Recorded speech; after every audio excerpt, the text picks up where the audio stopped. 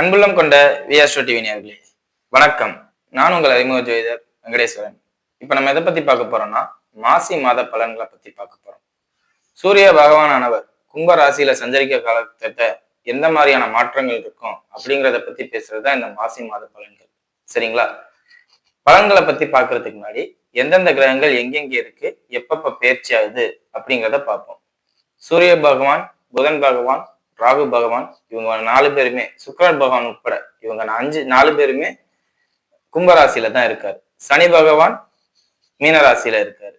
சுக்கிர பகவானானவர் மாசி மாதம் 17ஆம் தேதிக்கு பின் மீனராசிக்கு சஞ்சரிக்கிறார். அதே மாதிரி குரு பகவான் மிதுன ராசியில இருக்கார். மாசி மாசம் 23, அதாவது கடைசி காலகட்டத்துல வக்ர நிவர்த்தி அடைகிறார். சரிங்களா? அதே மாதிரி சிம்மத்துல கேதுவும் மகரத்தில் செவ்வாயும் இருக்கிறார்கள். அதே மாதிரி செவ்வாய் பகவானும் மாசி மாசம் 11ஆம் தேதிக்கு பின் கும்பத்துக்குள்ள வந்துடுறாரு. அப்ப 5 கிரகங்கள் ஒரு குறிப்பிட்ட ஒரு 10 நாளைக்கு கும்பத்துல இருக்கு. இப்படி நடக்கிறதுனால எந்த மாதிரியான மாற்றங்கள் இருக்கும்? இது உலக ரீதியா பார்த்தோம்னா வர்த்தகம் தொடர்பான விஷயங்கள் நிறைய நடக்கும். குறிப்பா ராகுவோட அனைத்து கிரகங்களும் சேர்றதுனால பூமிக்கு அடியில் கிடைக்கக்கூடிய விலை உயர்ந்த கற்களாக இருக்கட்டும், இல்ல ஆயில் சொல்லக்கூடிய பெட்ரோல் சம்பந்தப்பட்ட அமைப்புகளாக இருக்கட்டும், இல்லாட்டி வேற ஏதாவது மொத்தத்துல பூமி ஆழமான இடத்துல கிடைக்கக்கூடிய விஷயங்கள்ல இந்த நடக்கக்கூடிய விஷயங்களுக்குரிய வர்த்தகங்கள் மிகப்பெரிய லெவல்ல பேசும் பொருளாகவோ இல்ல மாற்றத்துக்குரிய சடன் இன்க்ரீஸ், அதாவது ஒன்னும் திடீர்னு விலை உயரும், இல்லாட்டி திடீர்னு விலை குறையும். அதாவது இப்ப பெட்ரோல் 100 ரூபாய்க்கு போயிட்டு இருக்குன்னா பெட்ரோல் திடீர்னு 45 ரூபா 50, இதெல்லாம் நடக்காது, சாத்தியக்கூறு இல்லை. அதே மாதிரி பெட்ரோல் திடீர்னு 150 ரூபா போகுமானா அதுக்கும் சாத்தியக்கூறு இல்லை. வேணா திடீர் ரைஸ் டவுன் இருக்காது. பட் ஆனா கோச்சார ரீதியா இந்த மாதிரி 5 கிரகங்கள் சேரும் போதுல ஏற்றத்தாழ்வு, அதாவது திடீர் மாற்றம், இந்த பூமிக்கு அடியில் கிடைக்கக்கூடிய விலை உயர்ந்த பொருட்கள்ல ஏதோ ஒண்ணு. இப்ப தங்கமும் பூமிக்கு அடியில தான் கிடைக்குது. திடீர்னு போன மாசம் பார்த்தோம்னா சர்ன்னு ஏறுனுச்சு. அந்த மாதிரி ஏதாவது சர்ன்னு ஏறுற மாதிரி ஏதோ ஒண்ணு பூமிக்கு அடியில கிடைக்கக்கூடிய விஷயங்கள்ல மாற்றம் இருக்கும். விலை உயரும், விலை குறையும், வர்த்தக ரீதியான பொருட்கள்ல நடக்கும் அப்படிங்கிறது இது உலக ரீதியா. இப்ப 12 ராசிகளுக்கும் இந்த ராகுவோட எல்லா கிரகங்களும் சேர்றதுனால, அதாவது அனைத்து ராசி அதிபர்களும் ராகுவோட சேர்றாங்க. அப்ப எந்த மாதிரியான மாற்றங்கள் நடக்கும் அப்படிங்கிறத வாங்க பார்ப்போம்.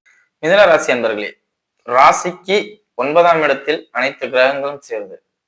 5 கிரகங்கள் என்னன்னு சொல்ல போனா இந்த 5 கிரகங்களும் சேர்றது உங்களுக்கு அந்த பொது 9ஆம் பாவத்தை பத்தி சொல்றோம். அப்புறமா என்ன கண்டென்ட் ஆகுங்கிறது உங்களுக்கே புரிஞ்சிடும். 9ஆம் பாவம்னா என்ன? பாகியஸ்தானம் பாங்க, குருஸ்தானம் பாங்க, தர்மஸ்தானம் பாங்க, அதே மாதிரி தகப்பனாருக்குரிய ஸ்தானம் பாங்க. இந்த 9ஆம் இடத்துல இத்தனை கிரகங்கள் சேரும் போதுல அப்ப என்ன ஆகும்? பொதுவா சூரியன் ராகுனாவே நமக்கு எல்லாருக்குமே தெரியும், அந்த அப்பாவுக்கு ஆகாது அப்படிங்கிற ஒரு அமைப்பு. சோ இந்த அமைப்பு 9ஆம் இடத்துல இருக்கும்போது இந்த காலகட்டத்துல தந்தைக்கு சிறிது அபாயத்தை ஏற்படுத்தும் அப்படிங்கிறதுல எந்த மாற்றமும் இல்லை. சோ தந்தைக்கு இந்த காலகட்டத்துல நீங்க ஃபுல் சப்போர்ட்டா, அவர் ஏதாவது ஒரு ப்ராப்ளத்துல போய் மாட்ட போற மாதிரி இருந்தாலுமே நீங்க கொஞ்சம் காலம் தள்ளி போடலாமே அப்படின்னு நீங்க இந்த காலகட்டத்துல செய்யலாம். காரணம் என்ன? லக்கணத்துல, அதாவது மிதுன ராசியில குரு பகவான் வக்ரம் பெற்று இருந்தாலும் மாசி மாசம் 23ஆம் தேதிக்கு அப்புறம் வக்ர நிவர்த்தி அடைகிறார். அப்படிங்கறதுனால 23க்கு பின் உங்களுக்கு எல்லா விஷயமுமே சூப்பரா இருக்கும். மாசி கடைசியில, நான் ஆரம்பத்துல சொல்லவே இல்லை, மாசி கடைசியில உங்களுக்கு எல்லாமே சூப்பரா இருக்கும் அப்படிங்கிற ஒரு தன்மை வந்துடும். சரிங்களா? அதே மாதிரி ராசிக்கு 9ஆம் இடத்துல செவ்வாய் ராகு இணைவு, அதே மாதிரி ராசிக்கு 9ஆம் இடத்துல சுக்கிரன் ராகு இணைவு ஆனது குழந்தைகள் சம்பந்தப்பட்ட அமைப்புகளையும் அதே மாதிரி கடன் சம்பந்தப்பட்ட அமைப்புகளையும் பாதிப்பை ஏற்படுத்தும். என்னன்னு சொல்ல போனா குழந்தைகளுக்காக நீங்க கடன் வாங்கணும். ஒண்ணு குழந்தைகளால் கடனாளி ஆவீங்க, இல்ல பூர்வீக சொத்து ஏதாவது கேஸ் போயிட்டு இருக்கோம், அந்த கேஸ்னால நீங்க கடனாளி ஆக்கப்படுவீங்க, இல்லாட்டி ஏதாவது காதல் சம்பந்தப்பட்ட அமைப்புகளால கடனாளி ஆக்கப்படுவீங்க அப்படிங்கிறது உண்மை. மொத்தத்துல இந்த விஷயங்கள்ல நீங்க உங்களை ஈடுபடுத்திக்கிட்டீங்கன்னா, காதல் சம்பந்தப்பட்ட அமைப்புகளையோ குழந்தை விஷயத்துல படிப்புக்கு எந்த ஒரு பெற்றோரா இருந்தாலும் செலவு பண்ணுவாங்க. அப்படிங்கும் போதுல அதுல அவங்களை ஈடுபடுத்திக்கும் போதுல கண்டிப்பா கடனாளி ஆக்கப்படுவாங்கிறது தான் உண்மை. சோ ரொம்ப ரொம்ப பார்த்து எச்சரிக்கையா இருங்க. சரிங்களா? 40 வயதை கடந்தவர்களாக இருக்கும் மட்டும் மாசி மாதம் 23ஆம் தேதி வரை உடம்புக்கு மட்டும் முக்கியத்துவம் கொடுங்க. வேற எதுக்குமே முக்கியத்துவம் கொடுக்காதீங்க. ஏன்னா 6ஆம் அதிபதி சூரியனோடையும் ராகுவோடையும் சுக்கிரனோடையும் புதனோடையும் சொல்லக்கூடிய 4 கிரகங்களோட சேருது. சோ இந்த இணைவுகளே பொதுவா தப்பானது. எல்லா விதமான வியாதிகளும் வந்துருச்சு அப்படிங்கிற அமைப்பு. சோ 40 வயதை கடந்தவர்கள் உடம்பை தவிர வேற எதையுமே போக்கஸ் பண்ண வேண்டாம் அப்படிங்கறதான் சொல்றேன். சரிங்களா?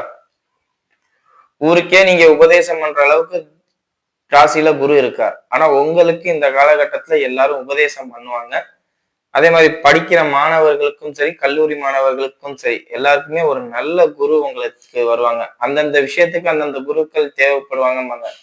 பொதுவா இப்ப பாலிடிக்ஸ்ல இருக்கிறவங்களுக்கு பாலிடிக்ஸ்ல ஒரு நல்ல ஒரு வழிகாட்டுதல் வேணும் அப்படிங்கிறவங்களுக்கு இந்த காலகட்டத்துல கரெக்டா வழிகாட்டி அமைவாரு. அவரை நீங்க புடிச்சுக்கணும். ஏன்னா கோச்சாரங்கிறது அப்பப்ப வந்துட்டு போறது அப்ப கரெக்டா கிடைக்கும். அந்த கிடைக்கும் போதிலே நீங்க கெட்டியா புடிச்சுக்க வேண்டியது உங்களோட கடமை. சரிங்களா? சோ அதை கரெக்டா பாலிடிக்ஸா இருக்கட்டும், இல்ல வேற ஏதாவது தொழில்துறையா இருக்கட்டும், இல்ல வேலை வாய்ப்புகளா இருக்கட்டும், படிக்கிற அமைப்புகளா இருக்கட்டும், ரிசர்ச் அமைப்புகளா இருக்கட்டும், எந்த ஒரு துறையா இருந்தாலும் இத்தனை நாள் உங்களுக்கு வழிகாட்ட ஆள் இல்ல அப்படிங்கிற ஒரு அமைப்பு இருந்திருந்தாலும் இந்த காலகட்டத்துல 9ஆம் இடத்துல 5 கிரகங்கள் சேர்றதுனால எல்லாத்துக்கும் வழிகாட்ட ஆள் இருக்கு அப்படிங்கிறத சொல்லலாம். சரிங்களா? அதே மாதிரி திருமணம் ஆகாதவர்களா இருக்கும் பட்சத்தில் மாசி 23க்கு பின் திருமண அமைப்புகள் கைகூடி வரும். எந்த பாதிப்பும் இருக்காது. கணவர் மனைவிக்கிடையே பிரச்சனை இருந்தாலும் கூட இந்த காலகட்டத்துல மாசி 23க்கு பின் எல்லாமே உங்களுக்கு சாதகமா ஆகும். தொழில்துறையில நல்லபடியா முன்னேற்றம் கிடைக்கும் அப்படிங்கிறதையும் சொல்லலாம். 10ஆம் இடத்துல இருக்கிற சனி மட்டும் உங்களுக்கு பாதிப்பு இல்லை. ராசியில இருக்கிற குருவும் இத்தனை நாள் உங்களுக்கு பாதிப்பு தான். அந்த பாதிப்புகளை நிவர்த்தி செய்யற சூழ்நிலை வந்ததுனால எந்த பிரச்சனையும் இல்லை. சரிங்களா? இப்ப வாங்க நட்சத்திர ரீதியான பலன்களை பார்ப்போம். மிருகசீரிஷ நட்சத்திரக்காரர்கள். மிருகசீரிஷ நட்சத்திரக்காரர்களை பொறுத்தவரை நட்சத்திராதிபதி செவ்வாயோட ராகு இணைகிறார். ராசியாதிபதி புதன் வக்ரம் ஆகிறார். இதை கவனம் பண்ணணும். சோ எல்லாமே உங்க கையை விட்டு போகும் அப்படிங்கிற அமைப்பு. அப்ப நீங்க ஒரு ரியல் எஸ்டேட் அதிபராக இருந்தால் எப்பயோ வாங்கி போட்ட இடம் பிரச்சனைக்கு உட்பட்ட இடமா இருந்தா இப்ப அந்த இடத்த ஒரு நல்ல லாபத்துக்கு வித்துருவீங்க அப்படிங்கிறத சொல்லலாம். ஒரு கார் வாங்கி நீங்க நல்லா யூஸ் பண்ணிட்டீங்க. இந்த பழைய காரை வந்து யார் தலையிலையாவது கட்டி விடணும் அப்படின்னு நினைச்சீங்கன்னா இந்த காலகட்டத்துல பண்ணலாம். சோ உங்களை விட்டு போற அமைப்புகள் இந்த காலகட்டத்துல சிறப்பாகவும் உங்களுக்கு லாபகரமானதாகவும் அமையும் அப்படிங்கிறத சொல்லலாம். அதே மாதிரி மருத்துவ செலவுகள் இது கொஞ்சம் அதிகமாவே உங்களுக்கு நடக்கும். குறிப்பா பல், எலும்பு, ரத்தம் சம்பந்தப்பட்ட அமைப்புகளையும் தலை சம்பந்தப்பட்ட அமைப்புகளையும் இந்த பிரச்சனை வரும். ஸோ இதை கொஞ்சம் கவனமாகவும் எச்சரிக்கையுடனும் ஹேண்டில் பண்றது ரொம்ப ரொம்ப நல்லது. பார்த்துக்குங்க. சரிங்களா? மற்றபடி வேற எதுவும் பெரிய லெவல்ல உங்களுக்கு பாதிப்பு இல்லை. அதே மாதிரி மாணவர்களாக இருக்கும் பட்சத்தில் படிக்கிற விஷயங்கள் கொஞ்சம் குளறுபடியா இருக்கும். இன்னும் சொல்ல போனா ஜாலியா இருப்பீங்க. எவ்வளவுதான் வாத்தியார் வந்து உங்களுக்கு பக்கத்துல இருந்து சொல்லி கொடுத்தாலும் எனக்கு படிக்கிறதுக்கு இன்ட்ரெஸ்டே இல்லை அப்படிங்கிற மாதிரி உள்ள விஷயங்கள்லாம் நீங்க செய்வீங்க. குரு வக்ர நிவர்த்தி அடையிற வரையும் இந்த பாதிப்பு உங்களுக்கு இருக்கும். அந்த வக்ர நிவர்த்தி ஆனதுக்கு அப்புறம் எல்லாமே சுமூகமான முறையில இருக்கும் அப்படிங்கிறத சொல்லலாம். ஸோ படிப்புக்கு முக்கியத்துவம் கொடுத்து போனீங்கன்னா எந்த பாதிப்பும் இருக்காது. வீடு கட்டிக்கிட்டு இருக்கவங்க இந்த காலகட்டத்துல பணம் கையில ரொம்ப கடுசா இருக்கு, எனக்கு பிரச்சனையா இருக்குங்கிறவங்க கூட மாசி 23க்கு பின் வருமானம் கைக்கு வரும். எந்த பிரச்சனையும் இல்லை, எல்லாமே நல்லா இருக்கும் அப்படிங்கிறத சொல்லலாம். சரிங்களா? நீங்க இந்த காலகட்டத்துல சிவபெருமான் வழிபாடு பண்றது உங்களுக்கு இன்னும் ஒரு உயர்வையும் நல்ல ஒரு முன்னேற்றத்தையும் கொடுக்கும் அப்படிங்கிறத சொல்லலாம். சரிங்களா? ராசிக்கு 3ஆம் இடத்துல கேது இருக்கிறத மறந்துடாதீங்க. உடன் பிறந்த சகோதர சகோதரிகள்கிட்ட மட்டும் தேவையில்லாத வாக்குவாதமும் பிரச்சனையோ சண்டையா வச்சுக்காதீங்க. அப்படி பண்ணீங்கன்னா அவங்க உங்களை பேசுற அளவுக்கு சூழ்நிலை வந்துடும். சரிங்களா? மற்றபடி எந்த பாதிப்பும் இல்லை. அடுத்தது திருவாதிர நட்சத்திரக்காரர்கள். திருவாதிர நட்சத்திரக்காரர்களை பொறுத்தவரை நட்சத்திராதிபதியோட எல்லாருமே சேர்றாங்க. அப்ப நீங்க தான் இந்த ஊருக்குள்ள ஆளினால் அழகுராஜா. சூரியனா மாற போறீங்க, செவ்வாயா மாற போறீங்க, புதனா மாற போறீங்க, சுக்கிரனா மாற போறீங்க. எல்லாரோட வேலையும் நீங்க பார்க்க போறீங்க.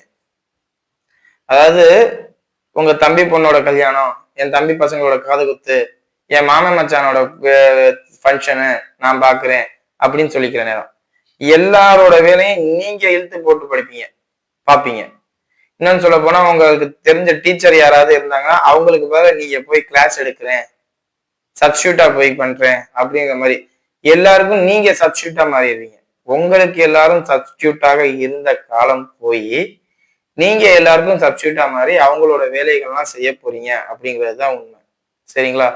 அதே மாதிரி உங்களோட பெயர் பல மடங்கு உயரும்.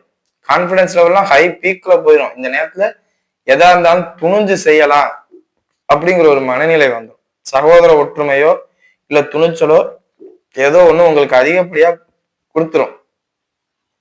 பார்த்துக்கலாம் என்ன நடக்க போகுது அப்படிங்கிற அமைப்பு. தொழில்ல பல மாதிரியான விஷயங்கள் உங்களுக்கு மாற்றம் ஏற்படும். இன்னும் சொல்ல போனா உறவினர்கள் அனைவரும் தொழில்ல உங்களுக்கு ஒத்துழைப்பு கொடுப்பாங்க. இல்லாட்டி சமுதாயமே உங்களுக்கு தொழில் சம்பந்தப்பட்ட அமைப்புல தூக்கி உயர்ந்த உன்னத நிலைக்கு கொண்டு போகணும் அப்படிங்கிறதுக்காண்டி செயல்படுவாங்க. காரணம் என்ன, ராகுவோட அனைத்து கிரகங்களும் சேரும் போதில என்னை சுத்தி இருக்கிற அனைவரும் எனக்கு சாதகமா மாறுறாங்க அப்படிங்கிற அமைப்பு உங்களுக்கு நடக்கும். காரணம் என்ன, உங்க நட்சத்திராதிபதி ராகு. உங்க மனசு சந்தோஷப்படுறதுக்கும் உங்க மனசு தைரியமாகறதுக்கும் என்னென்னலாம் நடக்கணுமோ அதெல்லாம் நடக்கும். ஸோ இந்த காலகட்டத்தை சரியா பயன்படுத்தினீங்கன்னா நீங்க மிகப்பெரிய உயர்ந்த உன்னத நிலைக்கு போகலாம். அதே மாதிரி திருமணம் சம்பந்தப்பட்ட அமைப்பு மட்டும் இப்போதைக்கு வேண்டாம். மாசி 23க்கு அப்புறம் எதா இருந்தாலும் பேசுறது நல்லது. சரிங்களா? மற்றபடி எந்த பாதிப்பும் இல்லை.